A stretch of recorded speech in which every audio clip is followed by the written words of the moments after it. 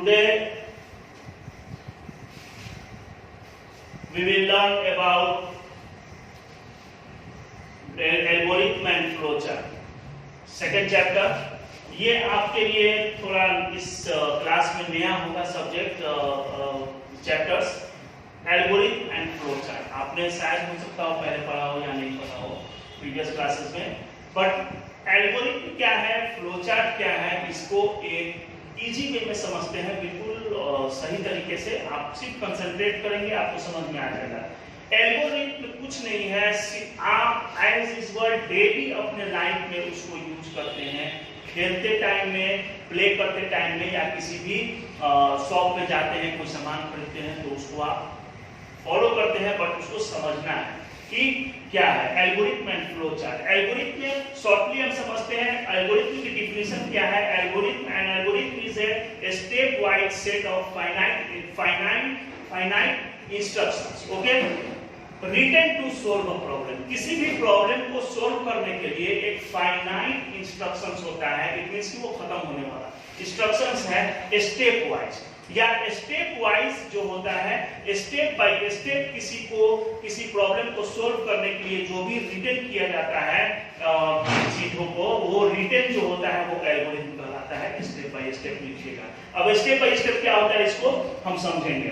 Flowchart क्या होता है, इसी एल्गोरिथम का सिंबॉलिक या ग्राफिकल रिप्रेजेंटेशन, यानी कि पिक्चर बनाकर रिप्रेजेंट करना, इसी एल्गोरिथम को वो फ्लोचार्ट कहलाता है। ओके, इट मींस कि एल्गोरिथम क्या हो गया, किसी भी प्रॉब्लम को सोल्व करने के लिए राइट किया गया रिटन प्रोग्राम जो होता है, रिटन जो किया जाता है वो स्टेप बाय स्टेप राइट किया जाता है। पहले हम जैसे कि अगर आपको क्या करना हो, स्कूल से कोई बुक लेना हो, आपको पता है, तो सबसे पहले आप तैयार होंगे, तैयार होकर स्कूल के लिए आएंगे। सबसे पहला तैयार हो, दूसरा स्कूल के लिए आए, तीसरा स्टेप आपने स्कूल के किताब जो भी बुक्स लाइब्रेरी का है मेंबर, उससे आपने कांटेक्ट किया, चौथा आपने उससे बुक मांगा, पांचवा आपसे बुक मिला, आपने उसको रिसीव किया, और छठा आप वहां से स्कूल से अपने घर के लिए फाइनली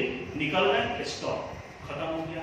ये आपका प्रोसेस है। तो कोई भी चीज काम कर रहे हैं, जो प्रोसेस स्टेप बाय स्टेप अगर उसको आप डिफाइन करेंगे तो वो एल्गोरिथम हो जाएगा, और उसी को जब सिंबॉलिक या ग्राफिकल फोटो के थ्रू जब आप उसको समझाएंगे तो वो फ्लोचार्ट हो जाएगा। ओके, इतना आप समझ गए स्टूडेंट्स? अब आप समझते हैं, जैसे एल्गोरिथम समझते हैं क्या है यहाँ पे, step taken to buy a dress from garment shop.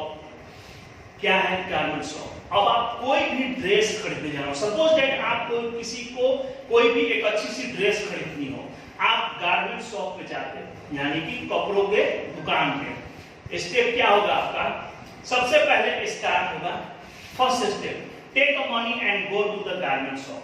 सबसे पहला स्टेप आपका होगा कि आप घर से पैसा लोगे और गारमेंट शॉप पे जाओगे। इतना तो करना ही पड़ेगा आपको अगर ड्रेस लेना है तो ये पहला स्टेप आ गया। आपने पैसे का इंतजाम किया, पैसा लिया और गारमेंट शॉप पे गए। Tell the shopkeeper to show you the dress. अब आपको जो ड्रेसेस चाहिए वो अपने शॉपकीपर दुकान से करा, देखिए ये एज यूजुअल चीज है, ये सारे बच्चे या सारे मम्मी पापा के साथ जाते हैं ड्रेस खरीदने तो फॉलो करते हैं। तो टेल द शॉपकीपर, आप दुकानदार से बोलते हो कि अपने मनपसंद ड्रेस के बारे में बताते हो और उसको बोलते हो कि मुझे ड्रेस शो करो। यहाँ पे दूसरा स्टेप हो गया, उसने आपको शो किया। टेक योर फेवरेट ड्रेस, उसमें से आपने एक ड्रेस को पिक किया, यानी कि ड्रेस को सिलेक्ट किया, तीसरा स्टेप। उसके बाद जब आपका ड्रेस सिलेक्ट हो गया तो टेक द बिल, आपने बिल मांगा, कितना बिल हुआ, चौथा स्टेप खत्म, बिल आपको मिल गया, बिल मिला, pay the money to the cashier. अब वहां पे जो कैशियर है, जो पैसे लेता है, उसको आपने क्या किया, आपने उसको मनी दिया, पैसा दे दिया। देने के बाद टेक द बैलेंस। अब क्या है, यहाँ पे डिसीजन लग रहा है कि अगर आपका कुछ बैलेंस निकल रहा है तो लिया, नहीं निकल रहा है तो नहीं लिया। Finally we receive the desired result, और लास्ट में आपको इच्छा के अनुसार आपको रिजल्ट मिल जाता है, यानी कि वो कपड़ा आपको मिल जाता है और आप वहां से घर के लिए चल देते हैं। तो ये क्या था, ये भी एक एल्गोरिथम है किस टाइप का एल्गोरिथम है? आपको अगर किसी दुकान से कपड़ा खरीदना हो तो उसका एल्गोरिथम है स्टेप बाय स्टेप समझाना कि आपने क्या किया। पैसा लिया, शॉप पे गए, शॉपकीपर को बोला कपड़े निकालो, अपना कपड़ा फेवरेट सिलेक्ट कर लिया, बिल के लिया, बिल मिल गया, बिल के अकॉर्डिंग पैसा दे दिया, पैसा देने के बाद अगर आपका पैसा निकल रहा है तो पैसा लिए, नहीं निकल रहा है तो नहीं लिया, और फाइनली ड्रेस लेके वहां से निकल गए। ये आपका हुआ एल्गोरिथम, इजी वे, कोई झंझट नहीं। ओके, इसी को हम थोड़ा सा कैलकुलेशन में समझते हैं। Algorithm to find the greatest number out of two numbers.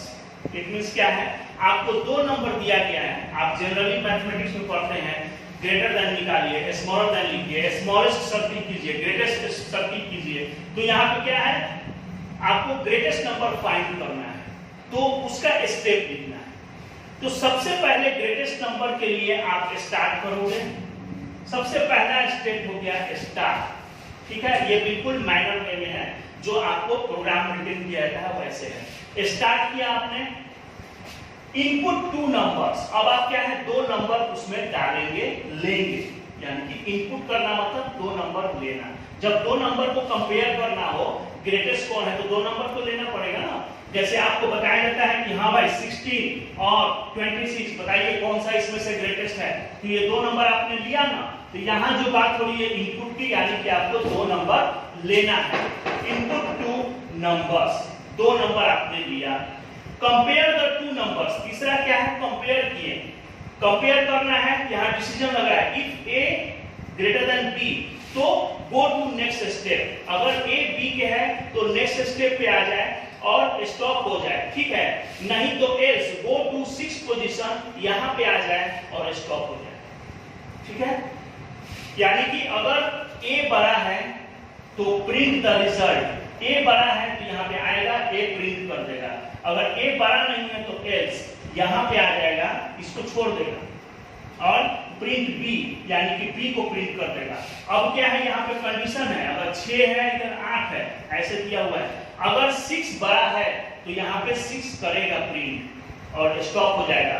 नहीं 6 बड़ा है तो ये डायरेक्ट यहाँ पे आएगा, प्रिंट बी, यानी कि 8 को यहाँ पे प्रिंट कर देगा और स्टॉप हो जाएगा। ये आपको एल्गोरिथम है ग्रेटेस्ट नंबर फाइंड करने का, ठीक है? Start, input two number, compare the number, उसके बाद हम यहाँ कंपैरिजन करेंगे कि ए बड़ा है कि बी बड़ा है। ए बड़ा है तो यहाँ प्रिंट कर दो, स्टॉप हो जाओ, नहीं तो यहाँ पे आओ, प्रिंट करो, स्टॉप हो जाओ। ये आप एक बार गौर से देखें, आपके बुक्स में भी ये दिया हुआ है, बुक में, इसको एक बार अच्छे से समझें, ठीक है ना? ये हमने समझाया, इस वीडियो को बार बार देखिए तो आपको समझ में आ जाएगा। अब क्या है? Algorithm to subtract two numbers. दो नंबर्स को आपको घटाना है, दो नंबर्स को आपको घटाना है, सबट्रैक्ट करना है। तो सबसे पहले हम स्टार्ट करेंगे। सेकंड में दो इनपुट डाटा लेंगे, इनपुट टू नंबर्स, दो नंबर्स को घटाना है ना, दो नंबर्स को आपस में घटाएंगे, तो दो नंबर को इनपुट लेंगे, दूसरा स्टेप। तीसरा step subtract the two number, यानी कि इस दो नंबर को 6 - 4 यहाँ पे प्रोसेस करेंगे। प्रोसेस करने के बाद प्रिंट द रिजल्ट, यहाँ पे आपको रिजल्ट प्रिंट हो जाएगा और स्टॉप कर देंगे, ठीक है? स्टॉप कर देंगे।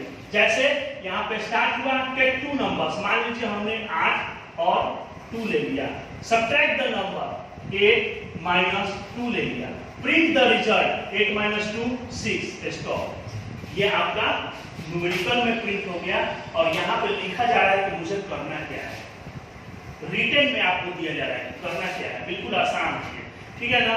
उसी तरीके से सबट्रैक्ट से अगर मल्टीप्लाई करना हो तो मल्टीप्लिकेशन के लिए क्या होगा? मल्टीप्लिकेशन के लिए 2 नंबर्स, इसी तरह से स्टार्ट करेंगे, दो इनपुट लेंगे, यहाँ पे मल्टीप्लाई करेंगे, प्रिंट द रिजल्ट करेंगे और स्टॉप कर देंगे। जैसा कि आप इसमें देखिए, input 2 numbers, start, multiply the 2 number, ठीक है ना? 2 नंबर्स क्या करेंगे? इन दो नंबर को मल्टीप्लाई करेंगे आपस में और then print the result and then stop, खत्म आपका। ये है आपको एल्गोरिथम सबट्रैक्ट, घटाने का दो नंबर को।